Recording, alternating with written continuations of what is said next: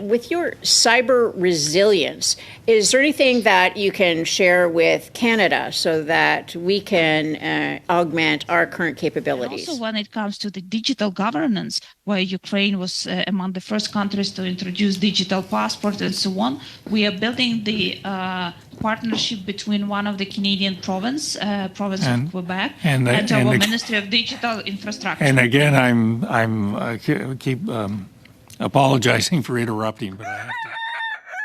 This Guy's Garage. Like and subscribe. It's only in the last 5 or 10 minutes we actually knew that we were going to have the ambassador with us.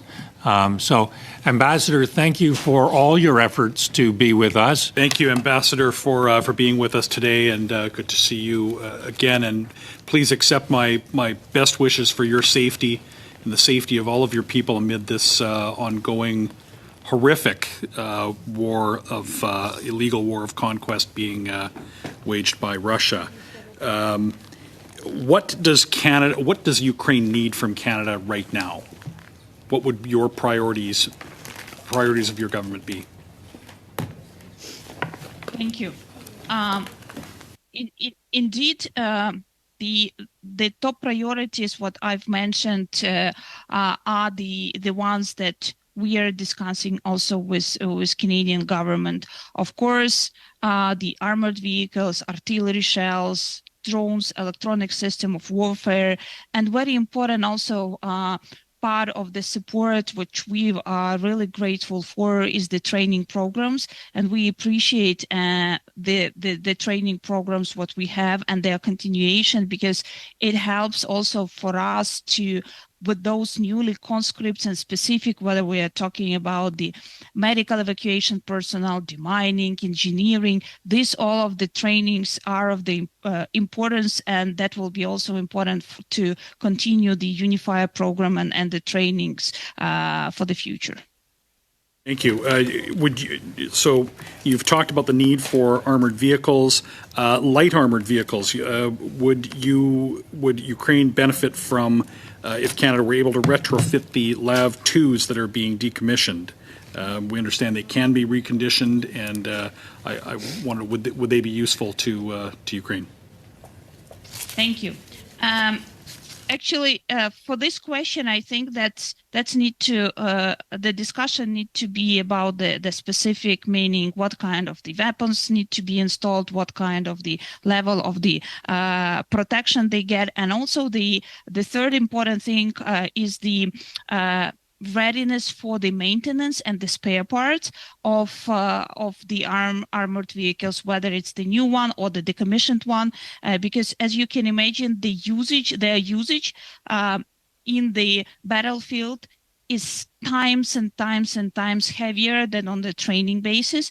So for each specific types of vehicles, all the things together, including the sustainability of the crucial importance. How about the training of fighter pilots? The training of the fighter pilots, as you know, Ukraine, with our partners, launched the coalition of the fighter jets, was the top priority of working with the partners for the F-16 fighter jets. And we of course need the training for the pilots, both the pilots themselves, the engineering parts, logistic, navigation, with the top priority as of now. This is F-16 fighter jets. Thank you. On the Shahed drones that you mentioned in your opening statement, these are supplied by the Iranian regime. Are in some cases are these actually operated by the IRGC? I cannot now comment whether they are operated by IRGC. Yes, Shahed drones itself, they are supplied by Iran. Russia also, as we know, started to produce their own version of that kind of the Shahed drones, which is called Lancet.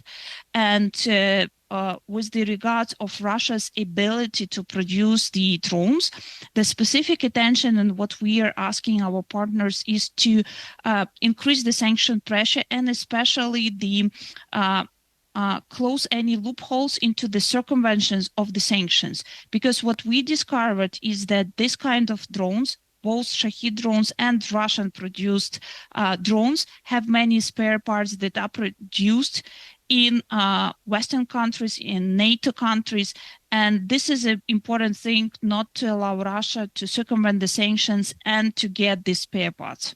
Yes, we've heard troubling reports of components in landmines that may have circumvented sanction and had been manufactured in Canada.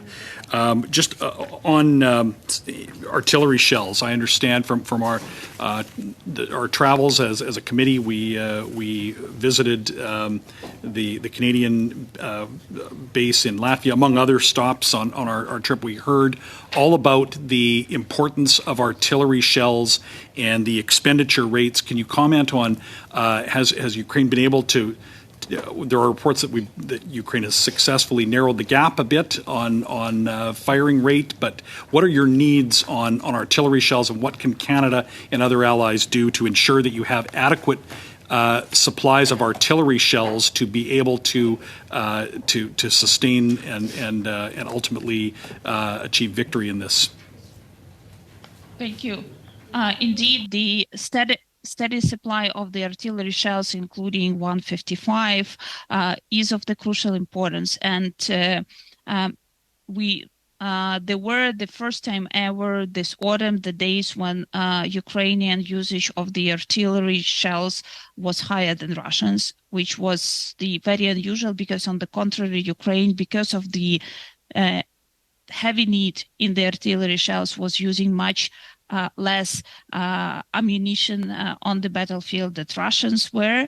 So that's why this is crucially important to maintain the steady supply of the ammunition.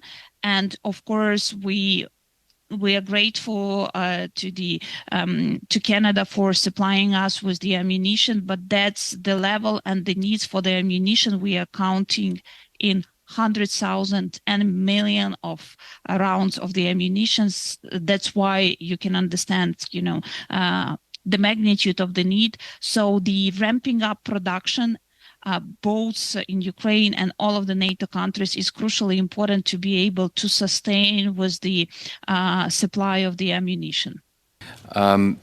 My first question is around Russia. You mentioned Russia's propaganda efforts in your opening statement. And, of course, they continue to spread disinformation, not just in Russia, but in all parts of Ukraine. And that disinformation has now obviously been spread to different parts of the world to try to undermine support for Ukraine and its people and its war effort. It's working in some sectors, not just with the general population, but it's working with governments. And we're seeing that right now. I'm watching very closely your president's visit to the U.S. and his efforts to try to get at some of the conservative Republican members who have seemed to have bought into that misinformation and disinformation that Russia is spreading across the world. What can parliamentarians do, and what can the government of Canada do to assist in your efforts to combat that disinformation that's being spread by Putin? Thank you. Indeed, Russian war machine is conducting numerous disinformation campaigns. Just for example, I will tell you one that we recently saw in Ukraine. There were special messaging, special through the social media address to Ukrainian soldiers just to put away the arms and go on the Russian side. I just wanted to talk a little bit about post-war reconstruction and that hope looking forward in terms of what's required for that long-term support from the international community. What do you see once Ukraine wins and regains its territory? How can Canada plan to support that rebuild into the future? Thank you. Indeed, the damage to the economy is huge. Last year, Ukrainian economy shrank 30%. and the World Bank estimated the needed funds to recovery, which exceed $400 billion. And each day, as Russia launch missiles, drones, there is a damage both to the critical infrastructure, to the housing.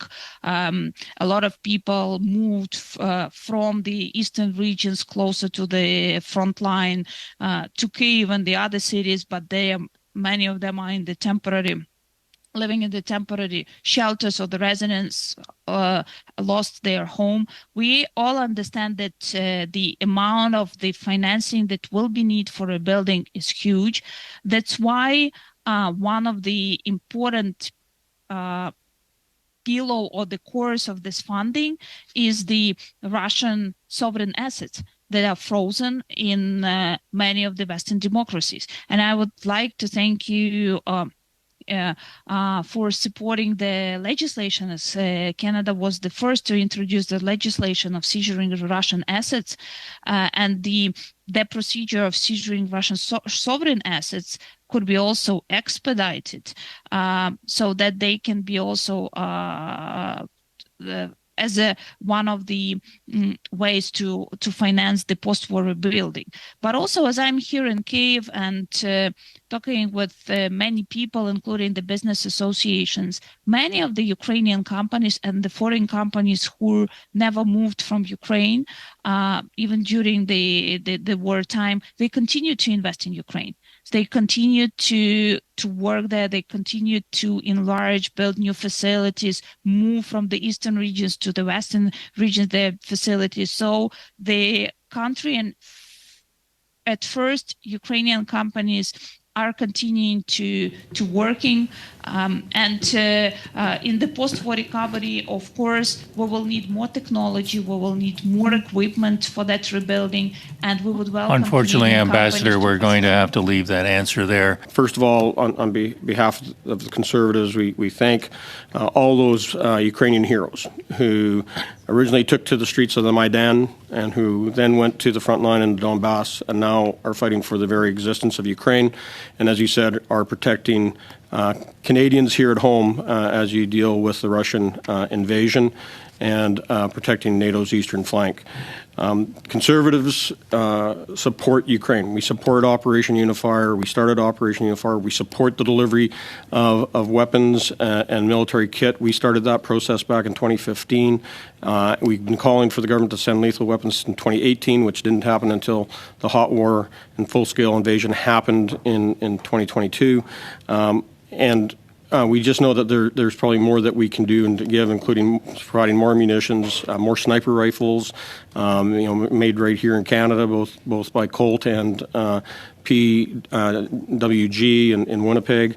I know they've both organizations have already supplied sniper rifles and machine guns, and we also know that we have surplus kit here that we can use. I know Ukraine is getting armored ambulances from Canada that are being built at JDLS in London, but that will be done after the Canadian armored ambulances are finished off and supplied to the Canadian Armed Forces, which means that our existing fleet of armored ambulances, which are LAVs, which are in still running condition, should be donated to Ukraine. Would you agree that would be a welcome donation to support the Canadian or the Ukrainian Armed Forces?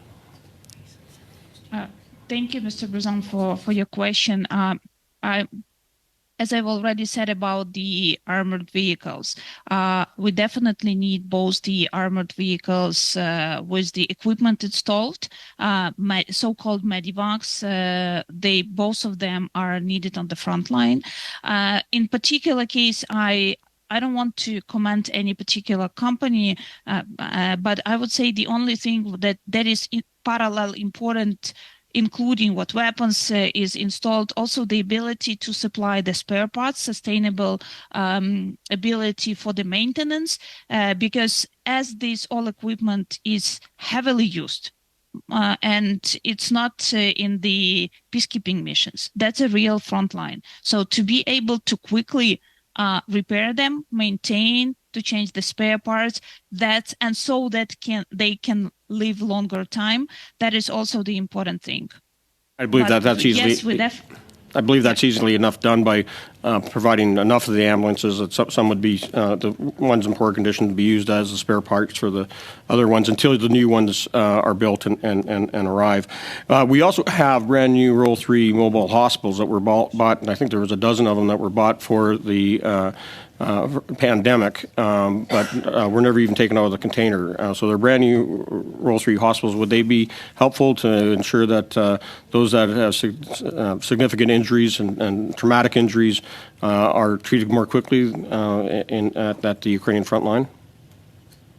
As of now, I can't say that this is in the top priority list. The Medivacs, which are able to quickly deliver the injured to the first line of support and then the second line support, but as far as I know, this is not in the top priority list. Last minute, and I know there's a little bit of concern still about the battles that are going on at the ICA and down in Kherson, but also near the nuclear plant in Zaporizhzhia. Can you just give us a quick update on how things are going in securing the nuclear plant in Zaporizhzhia? Thank you for this question. It's really important because that is another example how Russia is actually using the civil nuclear object as also as the another part of their warfare. So they control the Zaporizhzhia nuclear power station. There are the missions of EAE, and in their report that they clearly stated that there is the weapons installed in the territory of the nuclear power station. There is one more thing, which is the risk that the personnel, they're working under the pressure. They're working not according to the norms and the rotation norms. The people are threatened, and it also does not, help to increase the security. So the situation is of a big risk, including their attempts and shelling around the station. There were for the last. Unfortunately, we're going to have to leave the answer there. Thank you, Mr. Bazan. Is there anything else we could be doing to help protect your infrastructure?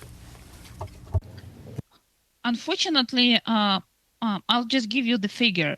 One missile for the air defense system can cost from $500,000 to $4 million. One destroyed energy object can cost from $20 million plus.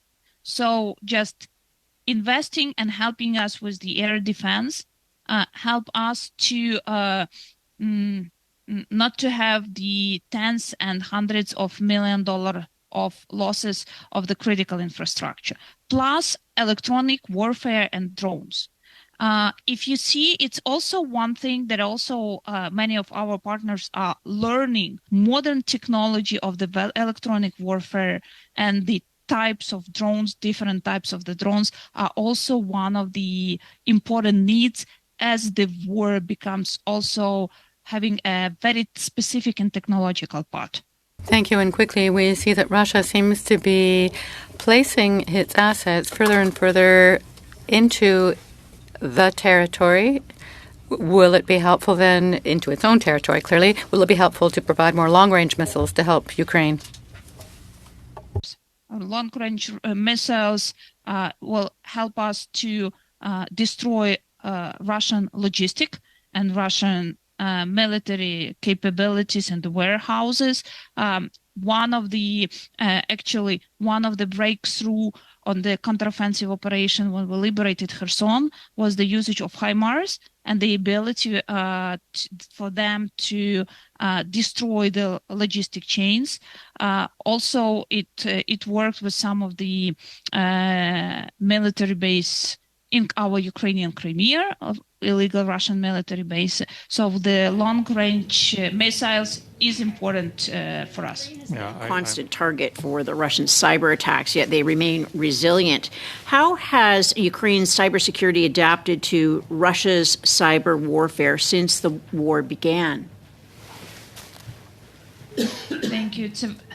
It's a very timely question because even pre-war, Ukraine faced significant cyber attacks including the attacks on our critical infrastructure, electricity grids, banking sector, government institutions, and so on. We managed to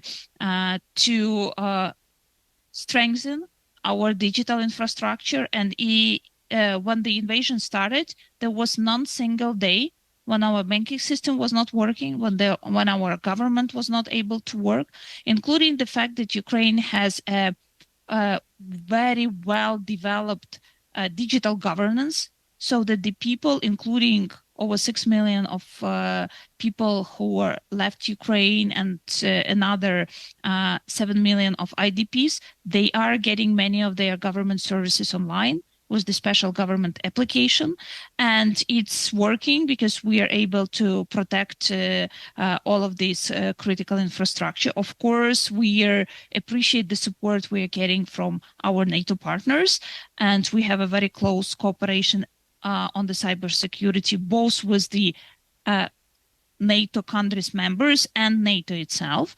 But of course, Russia is becoming more sophisticated, and the significant cyber attack that we are facing today on our mobile operator will also stimulate us to invest more in the cybersecurity and to learn the lesson and improve it. You have successfully hacked the Russian tax system and destroyed all the data. Has Russia been successful in responding in a meaningful way? As I mentioned, we have today the cyber attack. None of the data of the customers have reported to be damaged or that there was an excess. So now the connection is steadily being restored. And so there is no major kind of losses except for a few hours without connection. It does not have any Ambassador, damage or harm. I was talking about the Ukrainian attack on the Russian banks and the destruction of their data. I'm not ready to comment on it, and I don't have any specific information I can comment today. Frankly, one of the things, because there was lack of connection and internet in Kyiv, was over 10 hours today.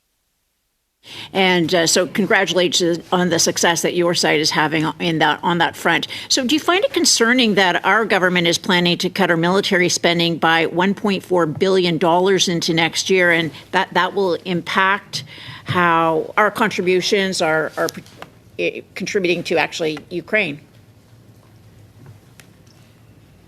Thank you, but I'm not in position to comment on the decision of the government, of Canadian government.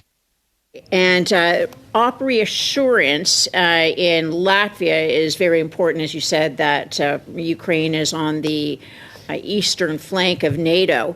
How important is it that Canada continue to augment its presence in Latvia?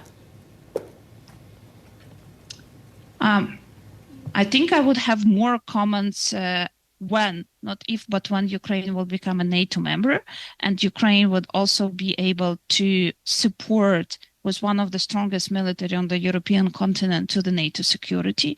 And I would also say that what I can say for us, it's crucially important to maintain this military support and maintain the training program, which was launched back in 2015, the Unifier program, which have already trained over 37,000 of Ukrainian troops. That's of course is very important for us, and we appreciate this continued support. With your cyber resilience, is there anything that you can share with Canada so that we can augment our current capabilities? Yes, and I think there is already the cooperation is the NATO Center Cybersecurity Unit, where we are not only getting help, but also sharing the experience, which is very important because the cybersecurity attacks, they are not the same, they don't have the same pattern. And of course, for us, sharing and, increasing our own awareness altogether as the partners is crucially important. And also when it comes to the digital governance, where Ukraine was among the first countries to introduce digital passport and so on, we are building the partnership between one of the Canadian province of Quebec, and our Ministry of Digital Infrastructure. And again, I'm keep apologizing for interrupting, but I have to.